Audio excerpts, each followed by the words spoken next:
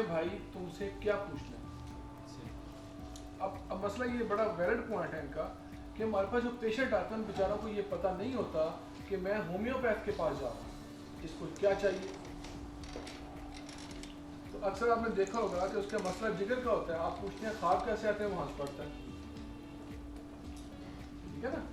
तो अगर आप राजन संकारण के केस देखें तो आप हैरान रह जाएंगे कि 20-20 सफ़े का भी केस है, मैंने 60 सफ़ों का केस भी देखा है, ठीक है ना। तो वहाँ पर मरीज बोलते हैं, वो जस्ट थोड़ा सा क्वेश्चन करते हैं और मरीज 2-2 सफ़े भर जाते हैं। तो मैं ये बात उनसे मैंने एक्सप्लोर करने की कोशिश की है थ्रू ईमेल। तो मुझे उन्होंने बताया कि हम पेशेंट को लेने का तरीका ये है कि जिस दिन पेशेंट अपना टाइम देता है, अपॉइंटमेंट देता है, उस दिन जो है वहाँ पर एक बंदा है जो उनको बाकायदा बिठा करके एजुकेट करता है। What is homeopathy, what is the difference between homeopathic and allopathic consultation, ठीक है ना। आपकी डिजीज़ क्या है, आपकी डिजीज़ पे एलोपैथिक अखराजात क्या आएंगे, आपकी डिजीज़ पे होम्योपैथिक अखराजात क्या आएंगे, आउटकम एलोपैथी का क्या होगा, होम्योपैथी का क्या होगा। होम्योपैथी में अगर आप ठीक होंगे तो किन शराइत पे होंगे, वो सारी बातें की जाती हैं। ये सवाल डॉक्टर आपसे पूछेगा, ये पूछेगा, ये पूछेगा, ये पूछेगा, ये पूछेगा, इवन आपके हैंड जेस्चर पे बातें करेगा। तो आप इनको आपने बेवकूफ़ों वाले सवाल तसव्वुर नहीं करना। आप ये समझिए कि हमारे लिए इन सवालात की अहमियत $1,000,000 से भी ज़्यादा है। हमारे पास ये होता है अनफॉर्चुनेटली, मतलब ये हमारे मतलब आपके साथ भी मेरे साथ भी इस तरह ही है, मतलब हमारे क्लिनिक पे भी ऐसा ही है। लेकिन अब हमने थोड़ा सा मुश्किल हो रही है हमें, लेकिन अब ये रूटीन मैंने ख़त्म करने की कोशिश की है कि इसको ख़त्म किया जाए। पहले एक बंदा जो है बाकायदा पेशेंट को एजुकेट करे, उसको समझाए कि भाई तुम्हारी डिजीज़ क्या है, और पेशेंट को पता नहीं होता मेरी डिजीज़ है क्या। और दूसरा जो है ये जो जैसे डॉक्टर साहब ने फरमाया अभी कि हमसे तवक्कुआत बड़ी वाबस्ता की जाती हैं पेशेंट्स की, तो उसको ये बताया जाए भाई डिजीज़ किस स्टेज में है, इसमें कितनी खोप है। बात समझे कि नहीं? अक्सर पेशेंट आते हैं वो कहते हैं जल्दी करेंगे, बहुत जल्दी करें, आप लोग देर लगा दी, जल्दी से दवाई मैंने जाना है। लेकिन सर ये जो कह रहे हैं कि जल्दी करें, तो ये भी तो एक रूपरेखा बन सकती है यार, बन सकती है। मैं कहता हूँ ये बन सकती है, लेकिन जब हम पेशेंट्स को गाइड कर देते हैं, उनको समझा देते हैं, फिर ये मसाइल नहीं बनते, फिर ये मसाइल नहीं बनते।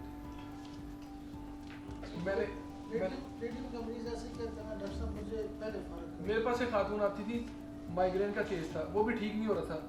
अच्छा, मैं ये वो कह रहा था उनको, अपने असिस्टेंट से हम रोज़ बात करते हैं, सिर्फ कामयाब केसों पर नहीं, कामयाब केसों हम छेड़ते भी नहीं, जो हो गया वो हो गया, क्योंकि कामयाबी मेरी नहीं, होम्योपैथी की कामयाबी है, ठीक है। फेल क्यों हुआ, फेल हुआ तो फिर मेरी वजह से हुआ, फेल क्यों हो रहा है वो मेरी वजह से हो रहा है। अच्छा, मेरी जो अपनी है कि उस मेरे पार्ट पे क्या गलतियां हैं, पेशेंट के वजह से क्या गलती है। तो हमने ये डायग्नोज किया कि पेशेंट हाइड कर, बहुत सारी सिचुएशंस पेशेंट ने हमें नहीं बताई। फिर वो मेरे पास आई दवाई लेने, तो मैंने उनको एक बात बताई, मैंने कहा बीबी आप ठीक होना चाहती हैं? कहती हाँ ठीक होना चाहती हूँ। मैंने कहा फिर यहाँ पर तो बोलने वाले बुजुर्ग का इलाज किया जाता है, ठीक है ना, गूंगे बंदों का इलाज होम्योपैथी नहीं करती। तो मेरे को बताई बात, मैंने कहा आप मुझे वो भी बातें बताएं जो आप नहीं बताना चाहती, जो ये समझती हैं कि मेरी बीमारी से रेलिवेंट है ही। अब केस माइग्रेन का है, तो वो कुछ देर सोचती रही, कहती है एक मसला है, पता नहीं आप क्या कहेंगे सुन के। मैं कहती हम कुछ भी नहीं कहेंगे आपको। वो कहती है कि मैं कुछ बातें डिस्कस करूंगा, कुछ छोड़ दूंगा, मतलब ऐसी बातें बताई जो अपने हस्बैंड से भी शेयर नहीं करता, ऐसी बातें फिर मुझे उन्होंने बताई। लेकिन जो मेरा वाइटल पॉइंट था केस में वो कुछ और था, वो मैं आपको बता रहा हूँ। मैंने कहा कि मैं आपको कुछ नहीं कहता और ना बिल्कुल हम हंसेंगे, आपकी कितनी भी मज़ाहिया बात है आपके ख्याल में आप मुझे बताएं, और डॉक्टर कभी ना हंसे। मैं आपको सही बात बता रहा हूँ, कितनी मज़ाहिया बात हो डॉक्टर उसका हंस के रिस्पॉन्स ना दे, आप और अटेंटिव होकर सुने। कहती है मेरे ऊपर ना पहले उसने बताया कि ये कहती ये जो यहाँ पर जो खिंचाव है ना, ये वाला खिंचाव, कहती ये कहीं कम कर रहा है, ये जब खिंचाव यहाँ बढ़ता है तो सर में दर्द शुरू होती है। मैंने कहा खिंचाव क्या होता है? कहती स्टिफनेस है, ये गर्दन ऐसे मूव नहीं कर सकती है। कि जितने उसने मुझे सेंसेशन दिए थे ना, जब आप पढ़ेंगे तो एनाकार्डियसी फैमिली के, स्टिफनेस, कांट मूव, ये सारा कुछ। लेकिन अब मुझे और उसको जानना था। उसने एक बड़ी वंडरफुल बात की जो आपने मटेरियल मेडिकल पढ़ी भी होगी, मैं बताऊंगा तो आप शायद दवाई तक ही पहुंच जाए, ठीक है। उसने मुझे कहा कि बचपन से जो है ना मेरे अंदर एक चीज़ है, इस बात पे हम बिल्कुल नहीं हंसे, बल्कि मैंने ऐसे उससे पूछा कि जैसे मैं बहुत क्यूरियस हो गया हूँ तुम्हें सुनने के लिए। मैंने कहा अच्छा वो क्या? कहती है मेरे अंदर ना कोई रहता है, ये आप बात मेरे हस्बैंड से ना कीजिए। मैंने कहा नहीं मैं करता। मैंने कहा वो क्या कहता है? कहती है मुझसे बातें करता है। स्ट्रेंज बात है। मैंने कहा आपने कभी उसको देखा? कहती हाँ देखा भी है। मैंने कहा क्या बातें करता है? कहती बातें गलत नहीं करता, बस मैं जो नेगेटिव बातें होती हैं मेरी, मैं उससे शेयर करती हूँ, मुझे पॉजिटिव करती हूँ। हमें पढ़ाया गया था DHMS के दौरान कि एक फरिश्ता दाएं कंधे पे बैठा होता है, जो बाएं कंधे पे बैठा होता है, एनाकार्डियम। और वो एनाकार्डियम से केस मैं तसव्वुर भी नहीं कर सकता था कि एनाकार्डियम, क्योंकि मैं उसको कभी कुछ बना रहा था, कभी कुछ बना रहा था। और वो केस जब पूरे का पूरा सही मानों में वो हिडन एस्पेक्ट जो पेशेंट के थे वो मेरे सामने है। मैं बताऊं कि बीमारियों पे दवाइयां प्रेस्क्राइब नहीं होती।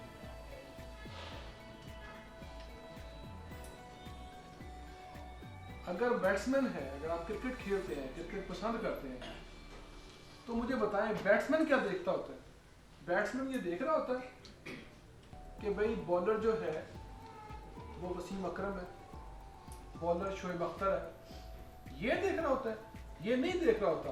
वो देख रहा होता है बॉल कहाँ आ रही है, उसकी नजर बॉल पे होती है। अगर आप बॉलर को फोकस करना शुरू कर देंगे, हो सकता है बॉल आके मुंह पे लगे आपकी, आप बॉलर को देखते रहे, ठीक है ना। तो पैथोलॉजी को देखकर इलाज नहीं होते होम्योपैथी में, और इसमें बहुत जबरदस्त किस्म का फेल्यूर आता है। पेशेंट क्या है, उसकी नेचर क्या है, क्या अच्छा लगता है, क्या बुरा लगता है, किन चीज़ों से सेंसिटिव है, ठीक है ना, क्या इसकी प्रायोरिटीज है लाइफ की, क्या इसके लिए इंपॉर्टेंट है लाइफ के अंदर, दैट इज इंपॉर्टेंट। ये अच्छा पॉइंट डॉक्टर साहब ने छेड़ा था। चले थोड़ी सी बात केस टेकिंग पे भी होगी, क्योंकि केस टेकिंग मैं समझता हूँ कि अगर केस टेकिंग हमारी बेहतर नहीं है तो डेफिनेटली उनकी बात सही है कि फिर हमारा सारा कुछ पढ़ना भी फजूल है। लेकिन हमारी केस टेकिंग बिल्कुल सही है, आपकी केस टेकिंग बिल्कुल सही है। हमारे पेशेंट जो होते हैं वो अवेयर नहीं होते हैं उन तक से, वो कहते हैं पूछो भाई क्या पूछना है आपने, खुद पेशेंट बैठ जाते हैं, भाई मैंने क्या पूछना है, आपको मसला है वो बताएं क्या मसला है, ठीक है ना। तो पेशेंट को बोलने वाला भी बनाना है आपने। वो एलोपैथी के रंग ढंग में इस तरह से रच बस गया है कि वो उसको समझ ही नहीं आती। मुझसे आके पूछते हैं लोग, कहते हैं वो डॉक्टर तो सवाल नहीं करते, आप तो उठने नहीं देते। मैंने कहा यार वो सवाल क्यों नहीं करते, तुम आज ये भी इल्म लेके जाओ हमसे। वो जानवरों के ऊपर दवाइयाँ टेस्ट करते हैं। मैं क्या जानवर कभी बोल के बताता है कुछ चीज़? कहते हैं नहीं। बस उनको क्या जरूरत है, हमारी दवाइयाँ इंसानों पे प्रूव होती हैं, इंसान बोल के बताते हैं। तो बहुत सारे मामलात होते हैं, बहुत सारे इश्यूज होते हैं केस टेकिंग में हल करने वाले। इंशाल्लाह कभी हम इस पर ऐसी बात भी करेंगे। आपके दोस्त ही को केस रेफर कर देते हैं, फर्ज करें आपके दोस्त का केस है, वो नहीं आपको कुछ बताएगा। क्यों भाई? कहीं शाहिद साहब जो है ना वो मेरे उस दोस्त को ना बता दें मेरी ये बातें, हालांकि शाहिद साहब तो नहीं बताने वाले, और पहली मीटिंग में तो वो कतन आपको कुछ नहीं बताने वाला।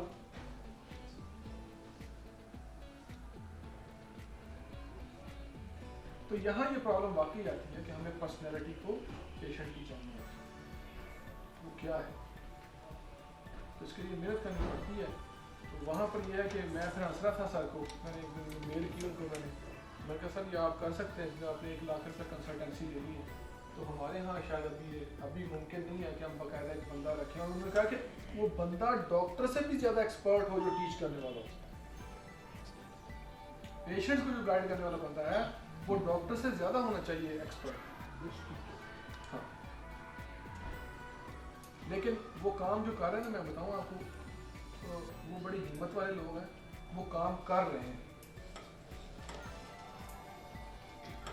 हम डर रहे थे पेशेंट भाग जाएगा, नहीं भागता। अगर वो अल्लाह ने रिज़्क आपका दिया हुआ है तो कहाँ जाएगा।